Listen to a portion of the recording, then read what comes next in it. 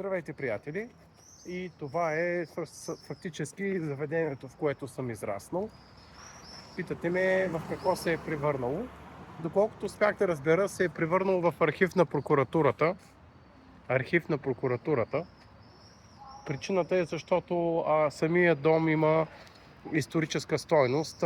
Сестрата на цар Борис II е дарил това заведение за възпитаниците, лишени от родителска грижа.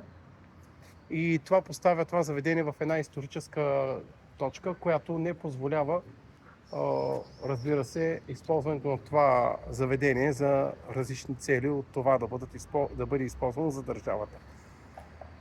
Искаше ми се да вляза вътре, да го разгледам. Разбира се, да видя какво е останало от него. Може би ще се наложи да го гледам само отвънка, тъй като както се вижда, преди 2 месеца може би е имало възможност да... Вау! Тя природата направо е превзела дома напълно. Нека да видим още един. Както виждате, приятели, природата вече се е превзела част от стадиона, на който на времето играхме футбол. Това беше изцяло асфалтирана зона, където ние играхме футбол, разбира се, и баскетбол. Сега, както се наблюдават обстоятелствата тук, природата си е превзела почти всичко. Тоест, заведението е било занемарено на почти 100%. И може би ще е необходим много труд, за да може всичко това, което природата е превзела, да бъде върнато в човешкия си блясък и вид. Вижте само задната част, там където имаше лостове за трениране, площадки, напълно превзето от природата. Погледнете само за какво става на въпрос.